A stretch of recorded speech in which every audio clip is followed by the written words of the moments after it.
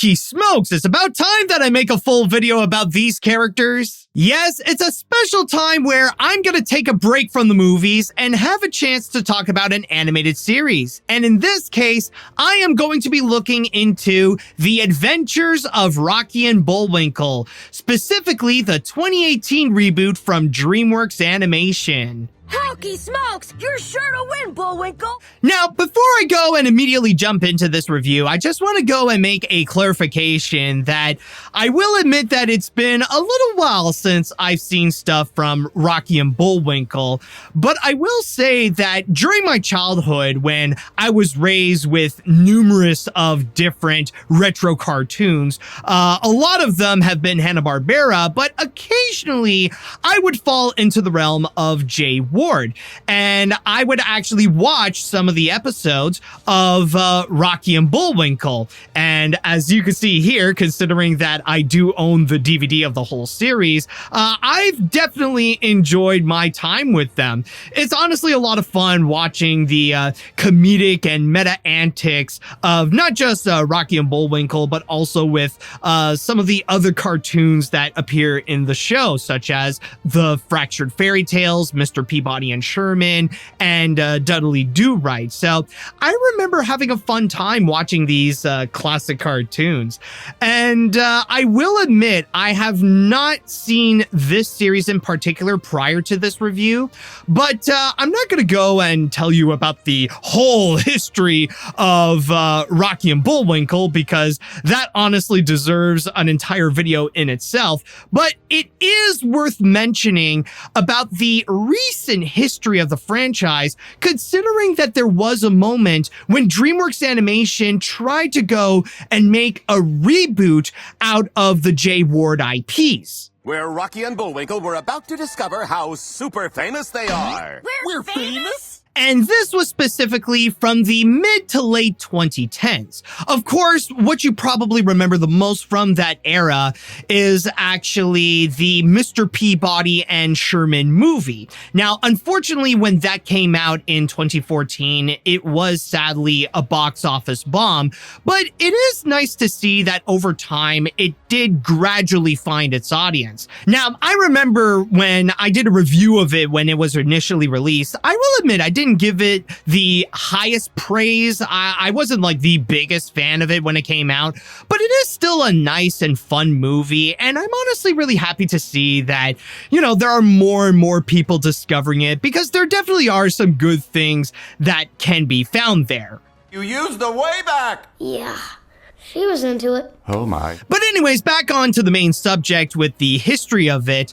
That was the thing that really initiated that little period when DreamWorks tried to get their hands and try to make a new version of those classic Jay Ward cartoons. Because not long after the Mr. Peabody and Sherman movie, there was also the spin-off series that came out on Netflix a year later. And that actually did pretty well for itself, considering that it went on to have 4 seasons. But at the same time, however, it's not just with Peabody and Sherman that DreamWorks tried their hands on, because they also dabbled a little bit with Rocky and Bullwinkle. When that movie was released on home media, like on DVD and Blu-ray, there was also a Rocky and Bullwinkle animated short that DreamWorks created. And in my personal opinion, I will say that with the short and the 2000 movie, I find that the characters work a lot better in 2D more so than 3D, or at least in that type of 3D. Nowadays, I think they could probably do a lot better, considering that as I'm recording this, we are in the era of stylized CG. So I can imagine trying to make a Rocky and Bullwinkle CG movie that is more stylized could actually work out a lot better. But Anyways, I'm getting sidetracked again with my opinions. But going back into Rocky and Bullwinkle, so on top of the CG animated short that DreamWorks created, they also made a 2D animated series of Rocky and Bullwinkle in 2018. But instead of releasing it on Netflix, they released this one on Amazon Prime. But unfortunately, it didn't go far, or at the very least, it wasn't as successful as Mr. Peabody and Sherman, considering that it only got half of the episodes as that series with just 26 episodes, and that was pretty much it. Like, after it was done, when all the episodes were officially released in 2019, DreamWorks didn't really go back to the realms of Jay Ward. So that's pretty much the short, quick history of DreamWorks and Jay Ward when they tried to combine the two together. But in this case, however, we are now going to go and fully look into the 2018 series. Tried to go and see how that went and updated the formula that Jay Ward has started, and see if maybe this could be like a hidden treasure that we're going to go and inspect how well DreamWorks Animation did with bringing back Rocky and Bullwinkle back into their classic element, not just in 2D animation, but back with a new animated series. And did it all work out? Did it actually manage to work out great? Or was there actually a reason why it didn't go as far as the original Rocky and Bullwinkle series? Well, in that regards, like I always say, let's find out. I just don't want you to get your hopes up. Have a little faith, my rodent-sized compadre. Things always have a way of working out. So to start this off, I'm actually going to go and begin with what I find to be the best thing about the series, and that is the characters. And I will say the cast is actually pretty large, but what I find to actually work the best is actually with the main characters, with those that we recognize the most, specifically with Rocky, Bullwinkle, Boris, and Natasha. They actually work out very well and capture their personalities great in order to go and present this very comedic cartoon. A lot of the comedy does come from their personalities, and they do manage to nail it very well with that recognizability and to go and capture the spirit of what we know from the original series. If anything, like the biggest forces that do manage to carry this series is actually the main characters. With their personalities, they managed to go and add that recognizability from what we know from the original series or what we know from their legacy and all that stuff. And they managed to bring this very well over here, even if there are some elements that they do modernize it, or when it comes to the crazy situations that do alter a little bit of their attitudes and their personalities or their moods. They do actually work out well to see the wide range that these characters can go and present, whether it be from the elements that we are familiar with, or maybe adding in some new ones that haven't been done before. I think the representation of the characters are actually great. And a big part of that really works well is actually because of the voice acting. Now, I will say this is probably an element that maybe some people might be pretty divided by, because I will say that when it comes to the sound of their voices, some of them don't exactly match up with how it was before. I mean, you'll get a few where it does sound pretty perfect, like with Brad Norman as Bullwinkle, for example.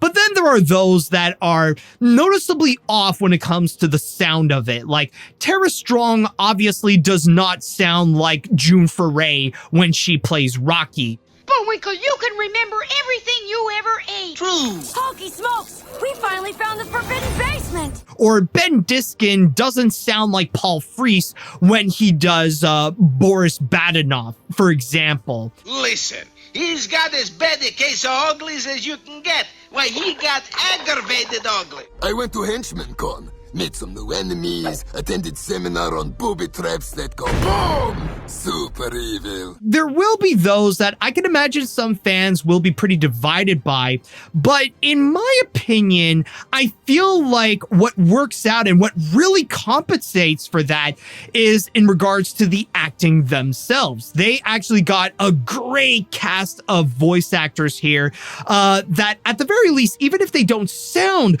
like how they were before, they definitely nailed the personalities of these characters. And that's why with Rocky, even though Rocky sounds different in the 2018 series, his personality feels exactly like when he was voiced by June Foray, and the same with some of the other characters as well. I feel like it's a very similar case to Matt Vogel's Kermit the Frog, where many people are going to go and argue about, oh, they don't sound exactly like how they used to, but in terms of the personalities, that's what actually does help and make things up for it. This is so amazing. I've never felt so welcome and so important. But at the same time, however, I won't say that all the characters actually work out well. And if there is one legacy character that I'm not the biggest fan of or that I have more criticisms towards is actually in regards to Fearless Leader. Now, I know that Fearless Leader is one of the original characters from Rocky and Bullwinkle, but when it comes to this version of Fearless Leader, now, maybe it's because of how the show it's built. Maybe it's because of the whole tone of it all, with how it is a lot more comedic and meta and stuff like that. But in my opinion, I feel like it is very difficult to watch Fearless Leader and not think about Dr. Doofenshmirtz from Phineas and Ferb, because especially when, like, even his design actually feels a lot more similar here, it's hard not to think that they're taking a lot of notes from Phineas and Ferb and how they portray Dr. Doofenshmirtz as this evil villain that wants to go and take over the world, that they would take a lot of that and they would also try to apply that with Fearless Leader in here. Maybe it's not necessarily the show's fault, and I mean, maybe it's a lot more of a coincidence, but again, I just find that as an animation fan, it is very difficult to not think that this version of Fearless Leader is a Dr. Doofenshmirtz clone. That's it! I will become a famous pop star and make my fans take over the world for me! And on that note, by the way, it's also worth mentioning about many of the other characters that are also featured in here. And I will say that as much as they do try to add in their own personalities or their own comedic style and stuff like that, I feel like a lot of them are going to be pretty mixed, and I don't feel like they are as strong as the main characters that we do have here. And interestingly enough, I don't think the original series has done this, but in this case here, we actually do have a bunch of special guest stars that are featured, and it's not just for one episode. There are some that are prominently featured in several of the main stories in here, or at the very least, they would be featured in several of the main episodes in each story. Like from time to time, you see Mario Lopez coming up, or there's one story where Gordon Ramsay would often pop up in the first several episodes, or the similar case with Weird Al, for example, or even Mark Hamill. So that is one of the elements that is a bit different, and the way that they would handle the special guest stars, like, you could tell that a lot of them is just you know, kissing their ass and try to portray them as like magnificently great, as like total legends and stuff like that, by bringing them over into here. But again, like, they will have like a few of their fun comedic moments, but I'm not the biggest fan of their use in here. That was mean, Rocky. I'm sorry, it's been a stressful day. But speaking of weirdness, this is actually a nice time to go and actually transition onto the animation. And I do understand what DreamWorks is trying to do here, not just with the style in itself, but also the fact that they want to go and stay true to what they have already established in their own J. Ward universe, considering that they're just carrying over what they have already done with their Peabody and Sherman series and apply that style onto over here. And it very much stays true to the classic limited style with what was done in the original Rocky and Bullwinkle series. Tried to make this a little bit of a throwback to the style that was done in the early 1960s with that type of limited animation. And I will say it is not bad, and on its own it does work out very nicely, and there are some nice details that do feel like they are a very nice touch, especially when there's a lot of elements in the background that feel like that they are painted. Or another great example is in regards to the opening title sequences.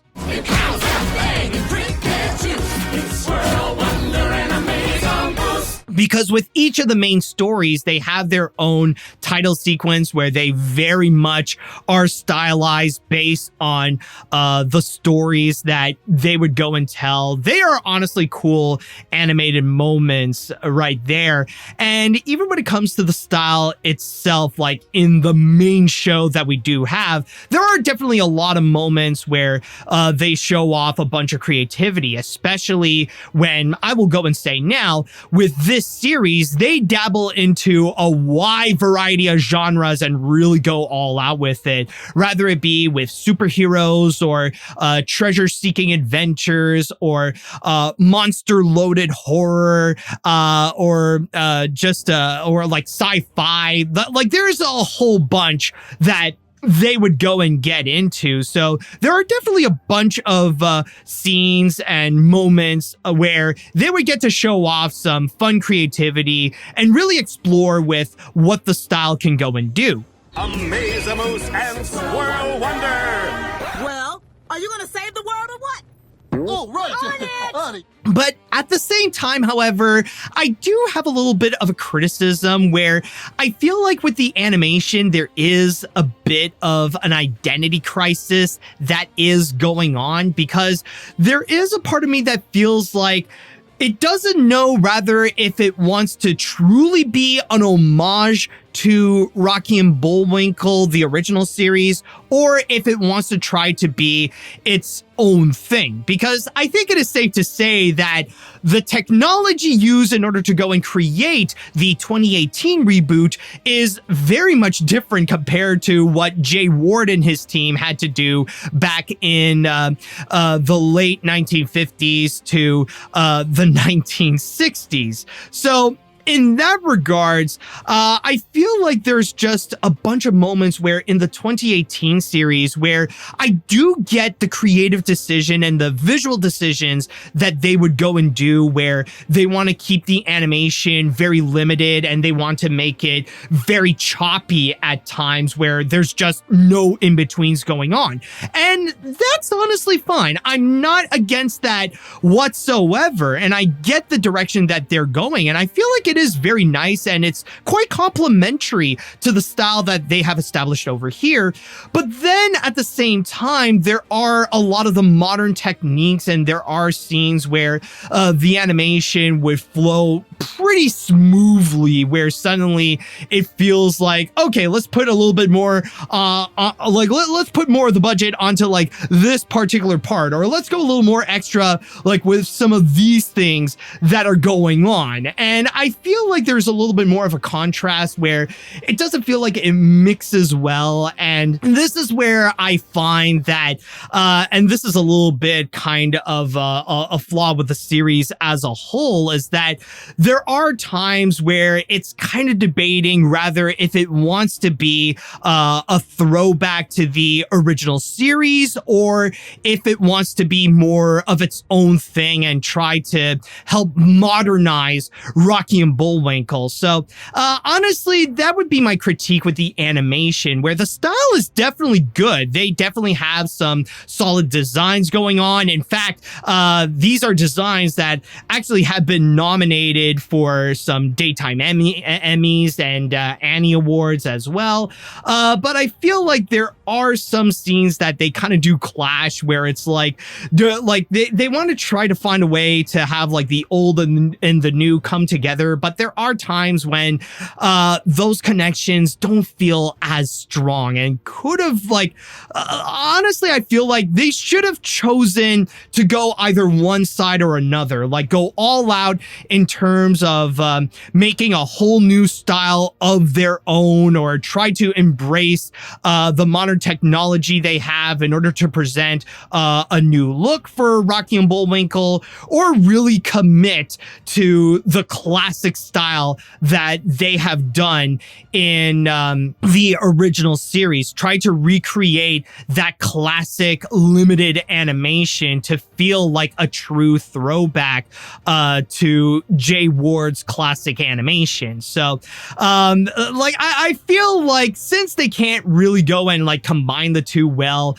I just feel like it would have worked better if they would just go and pick a side. I mean, this is not to say that the animation is bad at all. I think the team at DreamWorks did pretty well, but I feel like they should have picked one direction in terms of like what style do they truly want to go and capture in order to truly make it work as a whole. You ready to rock this, Dakota? You've changed, Rocky. Have I? And then you have the story, and this is where I personally feel like it is a bit of a double-edged sword, because on one hand, I do understand the direction of where it is going. It is a rather unique case, especially when it wants to stay true to the spirit of the original. Since with Rocky and Bullwinkle, even though it has 26 episodes, they're actually separated into chunks where you get 6 main stories out of this. And I do have it in my notes here. The main plots that they have include Stink of Fear, Dark Side of the Moose, Moose Bumps, Almost Fey Moose, The Legend of the Power Gems, and Amaze-A-Moose and Squirrel Wonder. And as I have mentioned, they dabble onto a wide variety of different genres, and they really go all out with each of them. And I do understand with the idea of staying true to the original, because even in the original series, they have done that as well, where they would have one major plot line going on, and it could go on for like several episodes, where they're like, even the first one that they got lasted for quite a long time. I think like they had to release 20 episodes in order to go and fully conclude that whole story about the jet fuel that Rocky and Bullwinkle had to go and create. But to go back into this, however, I do get the direction and I do get the intentions of what they want to go and do with it.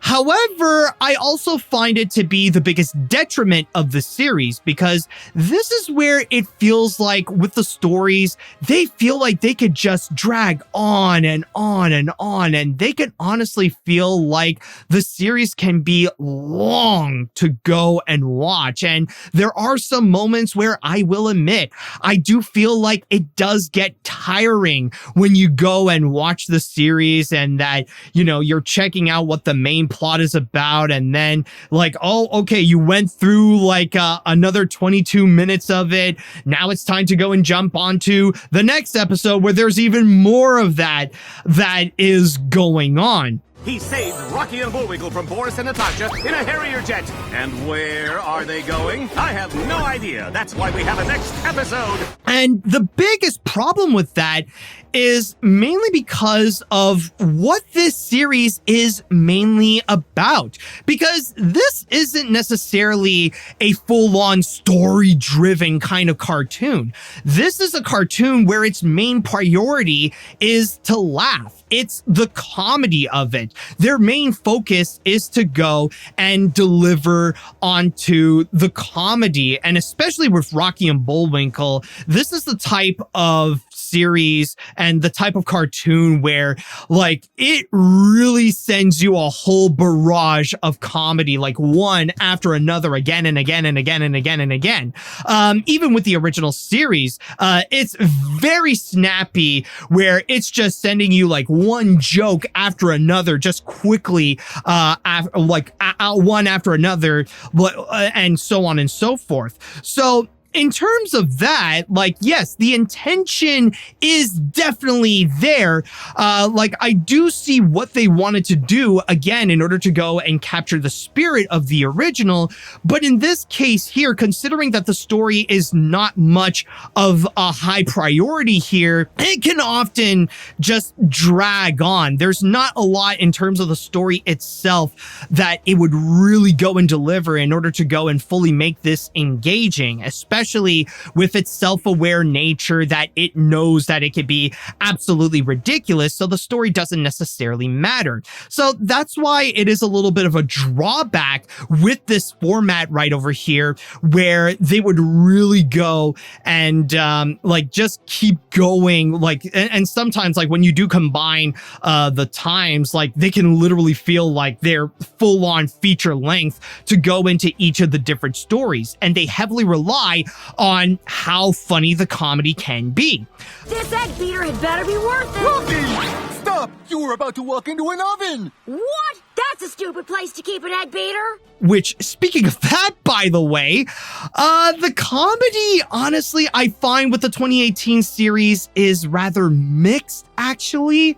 I'm not necessarily the biggest fan of the comedy that they would go and do, because I find that at best, they can be hit and miss, where not all the jokes are going to land. And considering that this is an animated series where they would just go and quickly barrage you with jokes, like immediately one after another, not all of them are gonna go and hit.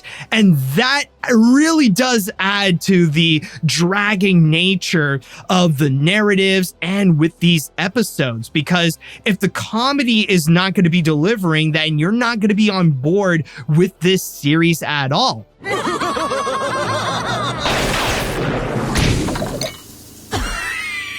You have to stay left of the crazy lightning, dearie. But at the same time, however, this is not to say that nothing in this series is funny at all, because there are going to be occasionally those moments where suddenly, oh, they actually do have a good joke. They are able to go and make me laugh at times, rather it be with the meta nature that it has, or when it comes to the personalities, like with Rocky and Bullwinkle, or with Boris and Natasha, or maybe with some of the ridiculous aspects with the timing or the randomness of the situations. There can be like a few moments where suddenly it's like, oh, there's actually a funny moment. Okay, like maybe this isn't so bad after all. And this actually does happen with each of the episodes. In a way, it's kind of like a bit of a roller coaster in a sense, where like there's a lot of like ups and downs going on, where it's like sometimes like there's a bunch of jokes that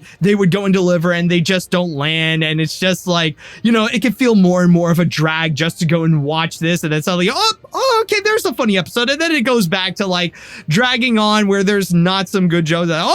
Here's another funny one. So like often it just goes like up and down and up and down, and like it really depends. Sometimes there are some jokes that can actually be funny and they do work, and there's a lot that just doesn't work out at all. And that's why with the comedy, that's the big thing that really does depend if you're really on board with not just the show, but also with the individual stories. And for me, at least, there are some that actually do work out better than others. And I'll say right now that my personal favorite story that they have delivered is easily the last one, funny enough, Amaze-A-Moose and the Squirrel Wonder. With that one, that's the big superhero narrative that they have, and that's where I personally find that the jokes are the most effective. That's the one where I find that I laugh at the most in terms of the gags that they would go deliver. Like, that's the one where I would laugh more frequently. And also, it's the one where they really went meta, especially with the last episode, where they, like, that's when they fully acknowledge that this is a cartoon and that actually does play a big part in terms of the story. That's where they really do get creative with the idea of this being a self-aware cartoon. So at least with that one, I will say I actually did enjoy it, and it actually did elevate my mood in terms of the whole series itself. So yeah, overall, this is just to go and say that this is a very comedy-driven animated series, and considering that it is a hit and miss, there are going to be times where you're not going to be fully on board with it, and there are going to be some times where I'll even go and say where it will honestly feel dated, where I can imagine in the long run, like in the future, there are going to be some parts where, yeah, it's just not going to work out and it feels like it will be of its time. Like there's even one plot line I'll say now where it does feature eccentric billionaires that are allies, or there's even one episode that features evil animatronics of a pizzeria, like an obvious like Five Nights at Freddy's episode of Rocky and Bullwinkle. So there are going to be, and this is not even to mention about like some of the special guests that they would go and feature. Not to say that they're not gonna age well, but this is to say, like, there are some elements where it does emphasize that it is a product of its time. So yeah, there's a lot of the comedy that it's not gonna work, and rather it be in the short term or in the long term, it's just not really gonna go and work out for Rocky and Bullwinkle. But at the same time, though, there are some parts where they are actually funny, where there are some scenes that can actually be amusing in the show.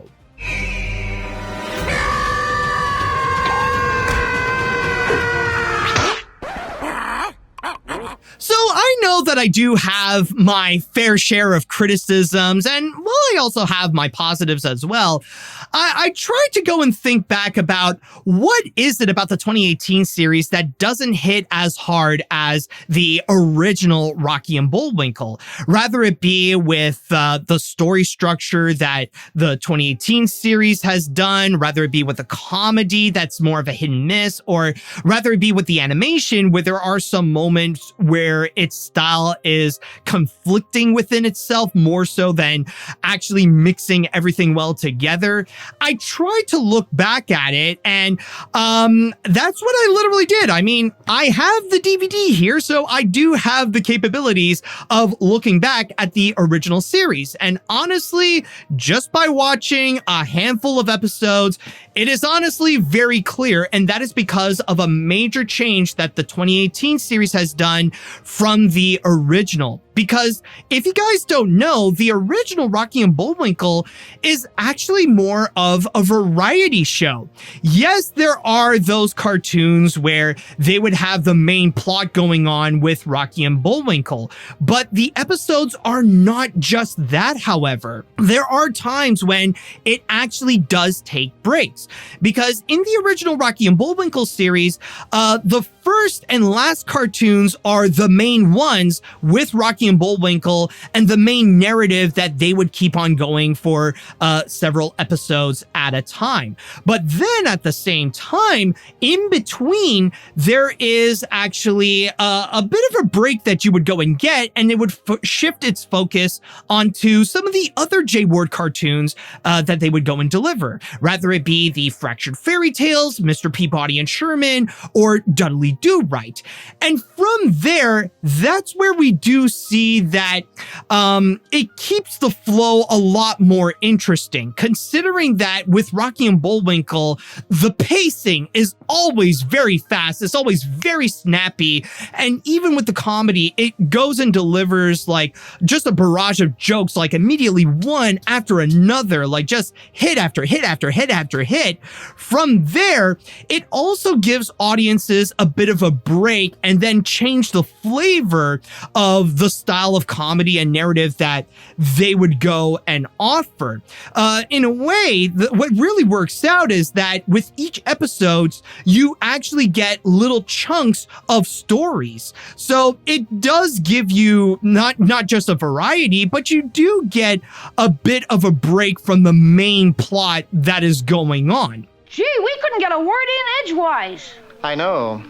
A few more adjustments, and behold. And when it comes to the 2018 series, when you go back into that, you don't actually get those breaks. You don't actually get a moment to just like sit back and you enjoy like some of the other things and some of the other stories and some of the other characters when they would go on their crazy adventures or tell their crazy stories as well. They just keep on going with that one narrative throughout. And at the most, in between, you get like one little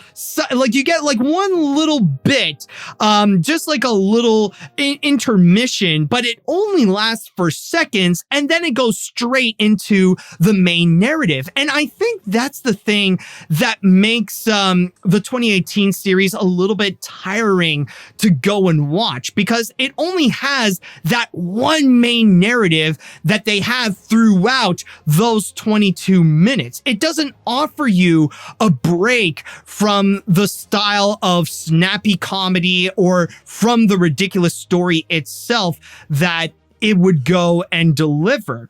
I'm not saying that with the 2018 series that it should copy exactly what the original series has done, but it would be nice that there would be some kind of break in between, that there could be something in the middle, like rather it be with their intermission, that they would, that they would go for a little bit longer, or they would have something where you would kind of have, you would have a break from the main Rocky and Bullwinkle plots so that you can get another story that has that same style of storytelling and comedy that they would go and offer, just as like a different little thing, kind of like a palate cleanser, if you will, and then you could go straight back into that one. So we don't have time for that, Mario. Really? Well, how much time do we have for fun? You have 4 seconds. Okay, let's do this. And what? And we're done. But it's not just that, though. I also find that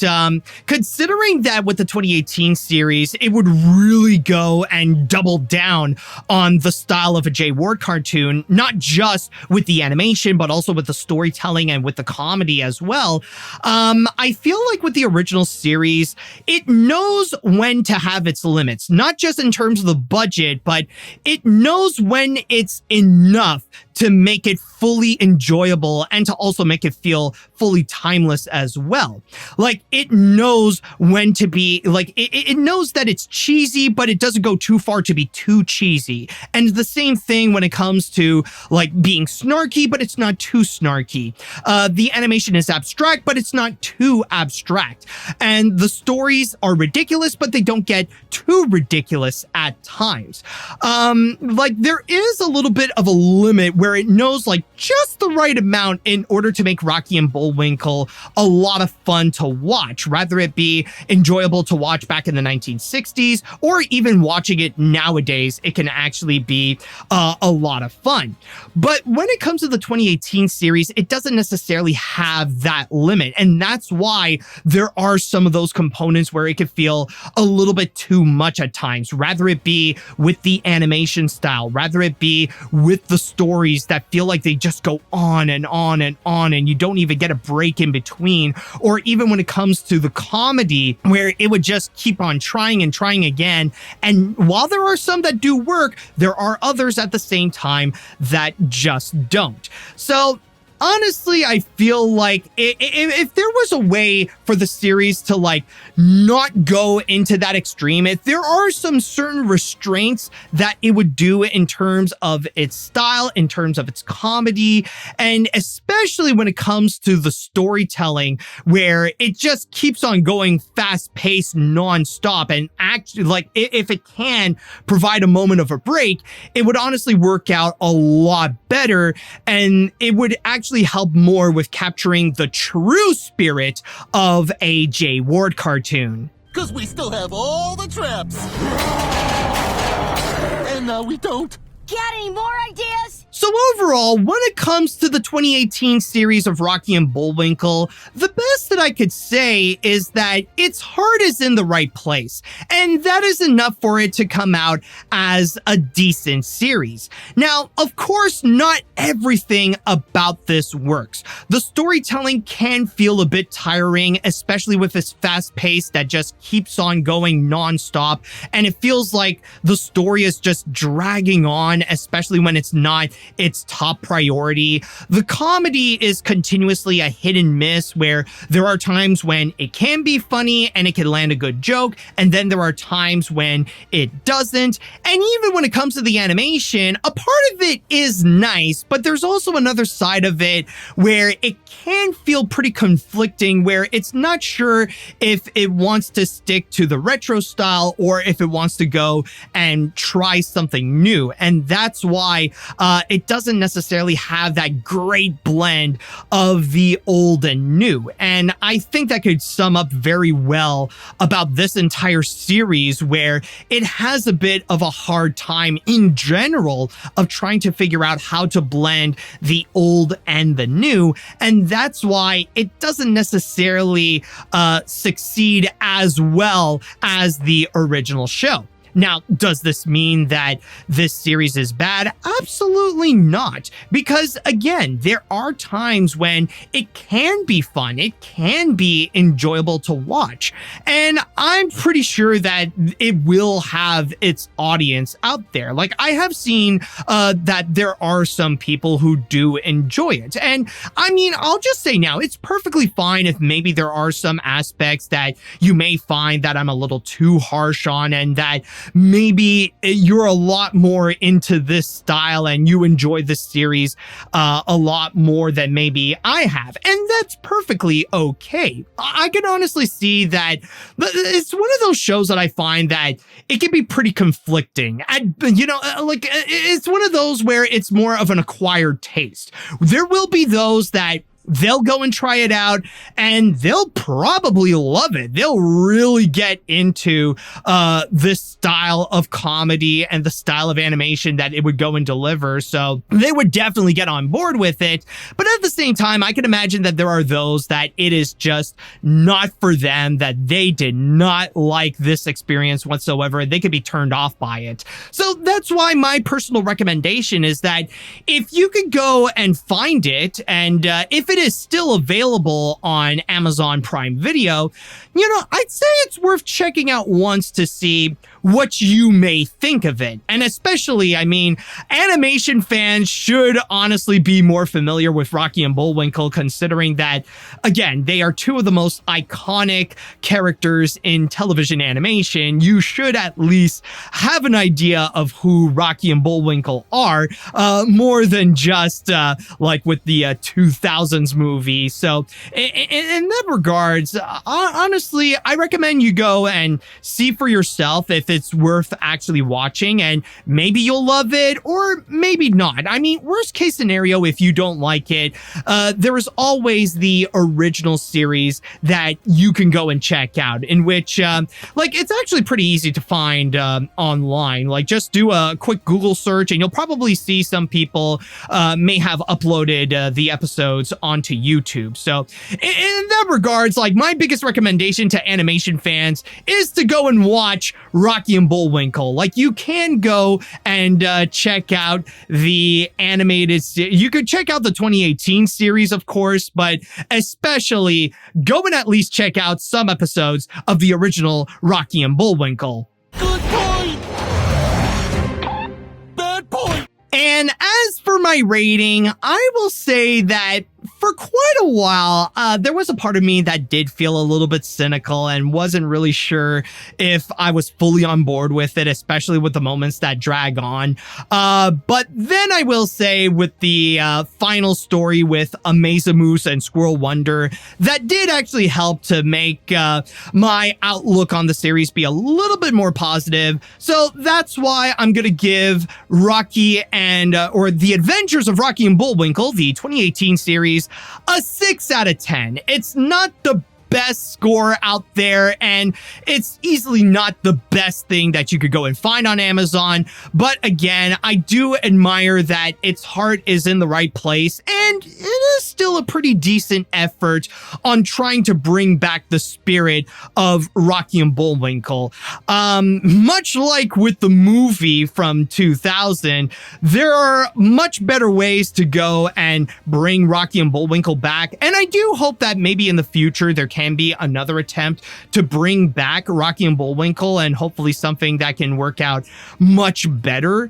But still, though, this was not a bad attempt. And again, if you want to go and check it out, like, honestly, give it a shot. Maybe you'll have a more different opinion than what I said in this review, but still, though, it is worth seeing. And I mean, at the very least, it is a noble attempt to keep the spirit of not just Rocky and Bullwinkle, but the spirit of Jay Ward alive. And Amazamoose and Squirrel Wonder hung up their capes, knowing that the world was safe and this story is over. Or was it? Wait, what? And with that said, that should be it for my review of the 2018 Adventures of Rocky and Bullwinkle Amazon series. Now, before I go, I just want to go and give out a huge thanks to Alan Oliva, whose amazing support on Patreon allowed him to get some amazing rewards, including this one where he got to ask me to review The Adventures of Rocky and Bullwinkle. So, with that said, if you would like to be like Alan and you want to go and get some amazing rewards, including but not limited to seeing my videos before anyone else and to go and of course support my work, then all you have to do is go to patreon.com/AniMat. But at the same time, also, if you guys have enjoyed this as well, then don't forget to go and give this review a like and subscribe. So, with all that said, I would like to say thank you all so much for joining me on this review. And with that said, until next time, see you later, dudes. Now, let's cartoon our way out of here! Not following you, buddy. Watch.